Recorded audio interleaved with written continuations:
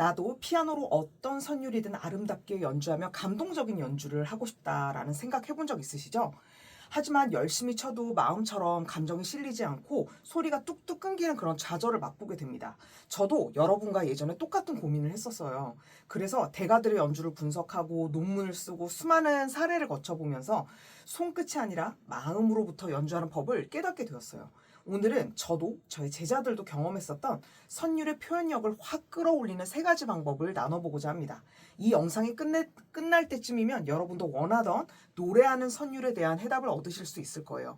오늘은 제가 클래식이나 다른 장르의 그 멜로디 통틀어서 가장 좋아하는 Over the Rainbow라는 곡의 앞에 8마디를 알려드리고자 해요. 그래서 이 곡을 통해서 이 선율에 있는 아름다움을 극대화하면서 선율의 감정적인 표현을 어떻게 일으키는가의 세 가지 포인트를 알려드리려고 해요.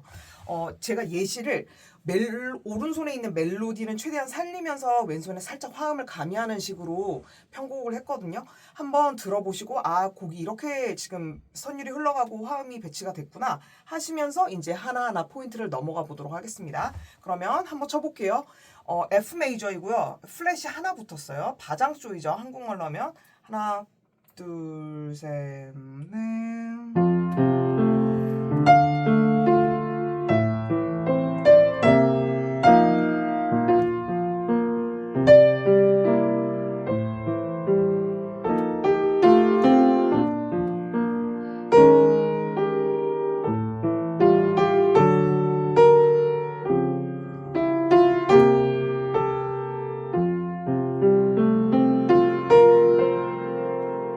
자, 그러면 첫 번째 포인트를 들어가기 전에 이게 세 번째 영상이란 말이에요. 음악성 폭발하는 7가지 그 이야기 중에서요. 그래서 첫 번째 이야기 중에 진짜 핵심되는 것만 간단히 복습하면 이 양 다리가 이제 지지대를 잘 해주면서 이렇게 받쳐주면 이 몸통이 중심이 돼서 마치 삼각형처럼 트라이앵글 형태를 하면서 이렇게 중심을 잡아주기로 했었죠. 그 다음에 두 번째는 우리의 내면의 귀를 잘 발달을 시켜서 먼저 이 울림이 있는 이걸로 하자면 이렇게 울림을 건반으로부터 끌어내는 소리를 상상하고 진짜 내고 그 다음에 이렇게 리프팅까지 하면서 연출을 하는 그런 과정을 위해서는 우리의 귀가 섬세해야 된다. 이런 포인트를 둘째 날에 얘기를 했었어요. 그런데 이런 측면에서 제가 오늘 3명의 대가의 그런 아이디어를 나누고자 하거든요. 제 얘기, 단순히 저의 그런 주장이 아니라 이걸 뒷받침하는 정말 거장들이 같이 똑같은 아이디어를 이전에 생각했었다는 걸 제가 말씀드리면 제 의견이 더욱더 뒷받침이 잘 되니까요. 그래서 그 호로비츠와 그 당대 가장 이제 양대 산맥이었던 아주 유명한 피아니스트시죠. 아르투르 루빈슈타인이 이렇게 얘기를 하셨어요. 내 안에 노래가 울리지 않는다면 좋은 피아노 소리는 나오지 않아. 이렇게 얘기를 하시면서 이 내적으로 안에서 노래하는 이 귀가 진짜 아름다운 소리를 만든다. 이런 얘기를 해주셨거든요. 이건 제가 이 영상에 바로 전에 말한 그 내면의 귀, 섬세한 귀에 대한 그 포인트를 루빈슈타인도 예전에 강조를 했었다는 거를 알려드리고 싶었어요. 그러면 1일차, 2일차 이렇게 여러분들이 쌓아나가셨죠? 그럼 오늘은 선율, 이렇게 아름다운 멜로디를 표현할 때 여러분들이 어떻게 음악성을 폭발을 시키는가 이거에 대해 해보려고 하는데요. 자, 가장 좋은 방법은 사실요. 우리가 가진 우리의 이 신체에서 가진 아름다운 악기는 바로 목소리잖아요. 그래서 우리가 이렇게 소프라노처럼 되게 아름다운 목소리로 노래를 하자는 그런 의미라기보단 우리가 가지고 있는 이 자연스러운 그리고 소리를 내면서 쭉 뻗어나오는 이런 흐름이 좋은 이런 결의 이 소리를 우리가 직접 낼 수 있잖아요. 그래서 그런 노래를 통해서 이 멜로디를 한번 노래를 해보고 그 다음에 피아노를 실천을 해보자 이거예요. 적용을 하자는 거죠. 그래서 오늘 또 다른 아까는 루빈스타인 얘기했었잖아요. 이제 두 번째 대가분이 또 나오는데 바로 바흐 연주로 진짜 유명한 글렌 굴드라는 분이 계세요. 이분이 또 이런 얘기를 했대요. 피아노는 손가락으로서가 아니라 머리, 그러니까 내면에서 음을 듣고 울리고 그 다음에 상상력으로 연주하라 이런 얘기를 또 하셨다고 해요. 그래서 이것인즉슨 뭐냐면 손가락을 움직이기 이전부터 우리의 이 머릿속에 어떤 소리를 내고자 하는 생각과 이미지가 이미 있다는 거죠. 그래서 아까 말했던 그 멜로디를 내면 안에서 노래하면서 이미 들어야지 진짜 소리가 좋아진다라고 말했던 루빈스타인의 이 의견과도 맥락이 다 있는 거죠. 그래서 굴들은 아까 말한 그 내면의 생각과 이미지를 그린 다음에 되게 재밌는 현상이 있어요. 그분의 녹음을 듣다 보면 하면서 막 이렇게 멜로디를 약간 연주를 듣는 입장에서 방해가 될 정도로 허밍을 하시는 경우가 있거든요. 근데 그게 어떻게 보자면 아까 말했었던 머릿속에 음을 듣고 상상력을 발휘한 게 연주하다 보니까 허밍으로 이렇게 집중된 상태니까 같이 흘러나오는 그런 거라고도 또 볼 수가 있죠. 그럼 우리가 어떤 아이디어를 얻을 수 있나요? 바로 그 허밍의 그 대체제로 우리도 치면서 허밍하자는 얘기가 아니라 이렇게 노래를 사전에 불러보자는 거죠. 자, 그러면 우선 이제 건반 앞에 이렇게 이제 있게 되잖아요. 그러면 우리 입으로 멜로디를 먼저 노래하는 과정을 거친 다음에 이후에 이제 피아노를 칠 건데 저는 뭐 원래 이 노래가 가지고 있는 가사보다도 몰라 뭐 디디 뭐 이런 식으로 이제 자기가 편한 그런 어떤 음절이 있잖아요. 그걸 가지고 한번 노래를 해보는 거예요. 그러면 뭐 다다 뭐 이럴 수도 있고 라라 이럴 수도 있겠죠. 어쨌든 해볼게요. 그러면 라라 이렇게 할 때 음이 높이 뛰면서 큰 어떤 그 이끌림이 일어나잖아요. 그때 한번 크레센도를 만들어주는 거예요. 리 밀어주듯이 목소리는 되게 자연스럽게 그냥 뻗어나갈 수 있는 장점이 있죠. 그 다음에 이걸 만들 때 이 원리는 뭐냐면 위로 상행할 때는 마치 쭉 밀어주는 것처럼 연출을 하고 목소리를 쭉 실제로 크레센도 하듯이 하고 조금 떨어지면 살짝 이렇게 줄여주듯이 조절을 해주고 다시 또 상행하면은 크레센도 이런 식으로 음의 방향에 따라 우리가 샘여림을 조금 더 세밀하게 넣어서 한번 노래를 불러보는 거예요. 우리 그 사람의 음성의 최강점이 뭔가요? 소리가 자연스럽게 물 흐르듯이 쭉쭉 빠져나갈 수 있다는 거잖아요. 그래서 이게 되게 좋은 점이 뭐냐면 피아노를 칠 때는요 진짜 훈련이 잘 되면 이걸 치면서도 연결하듯이 그러니까 푸시하듯이 밀 수가 있는데 목소리로 할 때는 이런 그 피아노를 칠 때 이런 트레이닝이 없어도 그냥 따라하고 자연스럽게 밀어준다는 장점이 있어요. 그렇기 때문에 노래를 먼저 하면은 이제 유리한 거죠. 그래서 음정이 아무리 이렇게 뛰어도 방향을 이렇게 틀어서 움직인다고 해도 내가 소리를 딱 끊지 않는 한은 우리의 목소리는 그냥 거침없이 계속 뻗어나갈 수가 있기 때문에 피아노는 사실 이걸 굉장히 연결을 생각해야지만 좀 만들어지는 경향이 있어요. 이런 데도요. 이렇게요. 되게 소리도 잘 듣고 그 다음에 이 밀어주는 에너지를 목소리보다는 훨씬 애를 써야 되는데 우리가 가장 잘 되는 것부터 먼저 해보자 이거예요. 그래서 성악가처럼 노래 못 부르더라도 이렇게 쭉 흘러가는 멜로디를 한번 해보는 거예요. 그러면 네 마디 프레이즈를 한번 해서 디리 이렇게 자고 있죠. 그 다음에 살짝 떨어지면 디리리리린 디 여기 떨어졌잖아요. 그럼 자연스럽게 조금 더 소리를 줄여주고요. 리리리 이 빨간색으로 칠한 게 이 주요 음입니다. 그 다음에 란 하면서 이 호흡을 잠깐 해주겠죠. 그 다음에 리리 할 때 살짝 줄여주는 거 보이시죠? 그 다음 라라라라라 디리리리 이런 식으로 진행을 할 때 음과 음이 아무리 멀어도 내가 의지를 가지고 음을 향해서 밀어줄 때 굉장히 좋은 이 에너지와 그 다음에 연결 그 선이 생기는 거예요. 그래서 제가 이 목소리로 하는 걸 되게 강조를 했고요. 되게 좋은 또 포인트는 뭐냐면 이런 거를 제가 이제 설명을 했지만 여러분들이 시각적으로도 보이면은 하기가 편해요. 그래서 이럴 때 요렇게 제가 파란색으로 샘여림 표시 약간 한 거 보이시죠?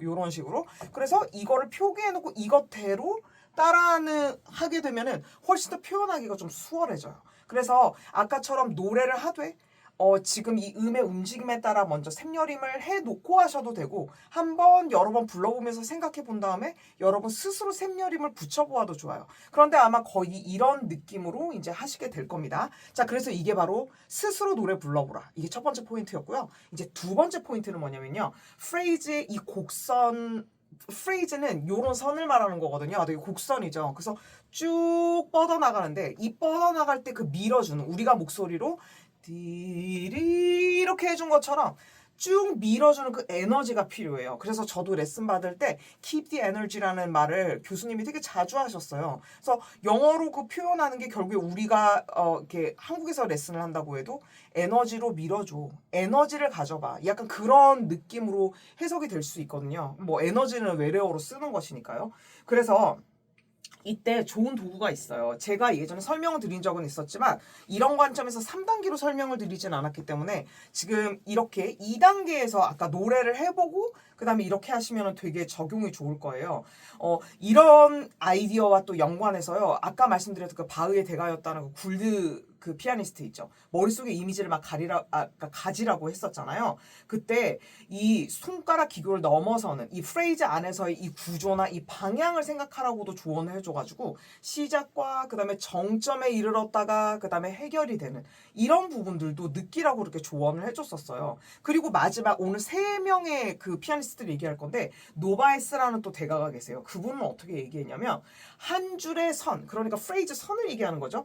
이때 이 프레이즈를 끝에 가면서 결국 이제 4마디까지 쭉 가면 여기서 호흡을 하게 되거든요. 그러면 쭉 뻗어나가요. 근데 그 안에서 미묘하고 섬세한 그런 뉘앙스가 생기게 된다. 근데 상행할 때는 아무래도 이 밀도가 되게 세지고 이렇게 쭉 밀어주는 게 있다가 하행할 때는 상대적으로 이완되면서 이렇게 힘이 풀어진다. 이런 거를 적용시킬 수 있는 아이디어를 알려주셨었거든요. 그래서 그 미묘하고 섬세한 뉘앙스가 바로 이게 될 수가 있는 거예요. 그래서 제가 항상 얘기하잖아요. 너무 지나치지 말라고 꾸안꾸로 하라고 얘기 많이 하듯이 지금 그것을 그냥 단순히 목소리로 하는 것보다 이렇게 도구를 사용해서 정말 이게 밀려나가는 느낌을 가지면 되게 좋아요. 그래서 한번 해볼게요. 보통 이런 그 스포츠 밴드라고 해가지고 운동할 때 이제 스트레칭 할 때 많이 쓰는 건데요. 여기서 한 요 정도를 잡으세요. 이 멜로디 폭이 되게 넓은 거는 아니니까 한 옥타브 정도잖아요. 그러니까 요 정도에서 딱 잡아서 뭐 이렇게 감으셔도 되고 이렇게 잡은 다음에 다른 형태의 좀 탄력 있는 밴드면 됩니다. 그 다음에 이게 파예요. 그러니까 여기인 거죠, 여기. 그러면 이제 뻗어 나갈 겁니다. 그러면 자 해볼게요. 단 여기서부터 가는 거죠. 라란 뻗어나가죠. 그러면 이게 뻗어나가면서 쭉 밀릴 때 그 느낌 있죠. 그 느낌을 느끼는 게 되게 중요해요. 그러니까 피아노를 칠 때는 어려운 곡을 여러분들이 치실 때도 의외로 연결이 잘 안 되고 이렇게 음악적이지 않다고 느끼는 게 자꾸 한음에서 리듬을 그냥 들어서 바로 꽂기 때문이거든요. 이 방향을 생각하면서 여러분들이 코드를 움직일 때도 훨씬 그냥 바로 수직적으로 하는 것과 차원이 다른 소리를 낼 수가 있어요. 그래서 이게 바로 그 멜로디부터 우리가 실천을 해보는 거예요. 그러면 라란 했죠. 그럼 크레센도까지 간다고 했잖아요. 그러니까 음이 떨어지죠. 그럼 살짝 이완을 해요. 또 이완을 하죠. 리리리린 늘어나죠. 그 다음에 옥타브 밑으로 떨어졌어요. 그러면 란 가까워졌다가 란 그다음에 도로 살짝 떨어지죠. 란 둘 셋 넷 그다음에 바로 여기입니다. 란 또 뻗어나가 볼까요? 란딘 디리리 이런 경우에 지금 빨간색으로 친 게 그러니까 이 색칠해 놓은 게 멜로디예요. 그러면 란 디리린 요럴 때도 이 상태에서 약간 그 힘을 뺐다가 다시 전진하겠죠. 그러면 란디리리리 또 힘 뺐다가 리리리 디리 제가 호흡이 딸려가지고 중간에 끊어지긴 했지만 그래서 4마디 단위로 이렇게 진짜 실질적으로 이 긴장감과 에너지를 밀어주는 거를 한번 꼭 느껴보셨으면 좋겠어요. 그래서 저는요 이거는 제가 예전에 그 논문식으로 렉처 리사이트라는 거 할 때도 발표할 때 좀 인용을 했던 건데 이게 마치 프레이즈가 펼쳐나갈 때는요 이렇게 언덕이 있다고 하면요 내가 언덕길을 이렇게 걸어서 이 정상에 가기까지는 힘이 필요하고 에너지가 필요하잖아요. 그래서 여기에 도달했을 때는 야호 이럴 거 아니에요. 다 도달했으니까 그 다음에는 내려올 때는 되게 홀가분하겠죠. 이런 느낌처럼 올라갈 때는 확실히 아까 제가 고무줄을 늘렸던 거죠. 긴장감이 쫙 느껴지다가 여기서는 야호 하면서 해소를 했다가 클라이막스 간 거죠. 그 다음에 힘을 빼면서 이완이 되는 그런 구조로 마치 등산을 하는 것 같아요. 완만한 언덕을. 그래서 그런 부분을 생각하시면서 이 밴드를 움직일 때도 이 언덕을 올라가듯이 이렇게 동선을 그리시면 훨씬 더 편해지는 거죠. 제가 기본적으로 여러분들이 그 음악이라는 건 표현은 되게 추상적인 거예요. 소리라는 것도. 근데 그게 나에게 실체가 되고 좀 더 다가오는데 도움이 되는 것들은 바로 이렇게 직접 내가 와닿는 그 소리의 차이를 표기를 해본다거나 아니면 이런 장면을 연상을 해본다거나 아니면 실제로 이런 도구를 써서 정말 내가 느껴본다거나 이런 식으로 하셨을 때 여러분들의 그 응용력이 훨씬 좋아질 수가 있어요. 자, 그래서 두 번째, 이 실제 도구 사용해가지고 이 에너지와 프레이즈 뻗어나가는 걸 한번 해봤다면 이제 직접 칠 차례예요. 자, 고무줄의 감각을 건반에다가 옮기는 거예요. 그래서 오늘 설명드렸던 루빈슈타인, 그 다음 굴트하고 노바이스 이 세 분이 오늘 말했던 그 개념과 더 덧붙여서 되게 좋은 명언들을 해주시는데요. 루빈슈타인은 또 이렇게 얘기를 하셨어요. 이 프레이즈 끝에는 반드시 숨이 있어. 숨을 잘 쉬어줘야 해. 이건 너무 당연한 얘기지만 그만큼 중요하기 때문에 루빈슈타인도 강조를 했었고요. 굴드 같은 경우에는 이 프레이즈와 그다음에 그 다음 프레이즈의 경계가 있을 거야. 그런데 이때 이 사이는 끊어지는 게 아니야. 결국에 여기서 이 뒤로 넘기는 거지. 이렇게 얘기를 했거든요. 굉장히 중요한 문제예요. 왜냐면 피아노를 치다 보면 우리가 이 마디의 간격을 느끼면서 자꾸 마디 끝쯤 오면 딱 마무리를 하고 여기를 새로 시작해요. 그래서 이런 식이 되죠. 잘 가더라도 자꾸 시작을 새로 하려고 그래요. 여기도 나도 모르게. 지금은 제가 좀 오버스럽게 했지만 이게 미묘하게 여러분들이 자꾸 마디를 몸으로 세고 있는 경우들이 있거든요. 이걸 전혀 티가 안 나도록 마디를 다 넘어서는 훈련을 한 다음에 여기서 연결 중간에 라라 줄 박혔다 이런 식으로 가는 게 아니었죠. 그래서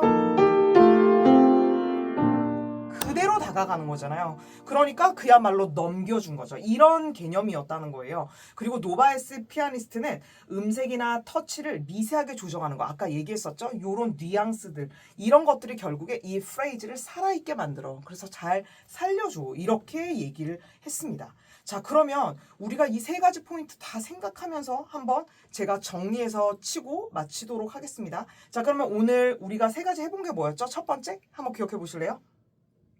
첫 번째 포인트 네, 얘기하셨나요? 네, 선율의 표현력을 확 올릴 때는 직접 내 목소리로 연주한다. 그 다음에 두 번째가 뭐였죠? 네, 맞아요. 실질적으로 이렇게 표기를 하거나 아니면 이런 도구를 사용해서 내가 정말 늘어나는 그런 체감을 해본다. 그 다음에 마지막으로 세 번째는 뭐였죠? 직접 건반에서 이런 것들을 다 적용하면서 특히 이 시각화는 이 언덕도 되게 도움이 많이 되니까요. 이렇게 해서 아까 더 추가로 조언드렸던 이런 숨을 쉬는 부분들 그리고 이 프레이즈에서 프레이즈를 자연스럽게 넘기는 부분들 그리고 이 안에 뉘앙스를 너무 이렇게 지나치지 않게 하지만 살아있게 느껴지도록 그렇게 연주하는 것 이 부분까지 합쳐서 생각하시면 좋은 그런 아무리 쉬운 곡을 치셔도 아름답게 칠 수 있는 그런 토대가 될 거예요. 그러면 다시 한번 생각하면서 쳐볼게요. 1, 2,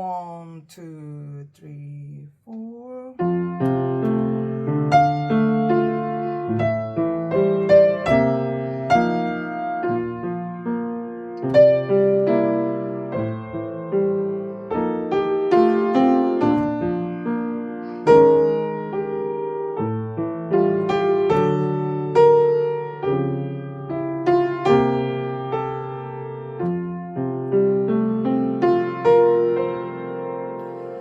그래서 오늘 지금까지 섬세한 기로 여러분들이 마음의 그 노래를 시작한 다음에 직접 목소리로 노래하고 고무줄로 에너지도 느껴보면서 손끝으로 표현하는 연습까지 함께 해보았는데요.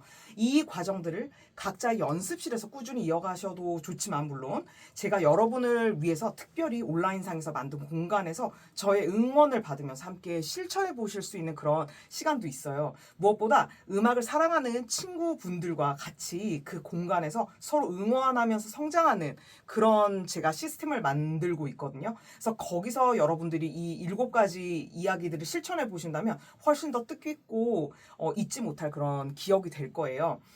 그래서요, 이 영상에 고정 댓글을 보시면 음악성이 폭발하는 7가지 그 원리를 체험할 수 있는 7일 챌린지로 연결이 되는 폼을 남겨두었거든요. 그래서 관심이 있으신 분들은 거기로 가셔서 신청해 주시고 저와 또 만나는 기회가 있으면 참 좋겠습니다. 지금까지 이제 3번째 주제를 함께 했는데요.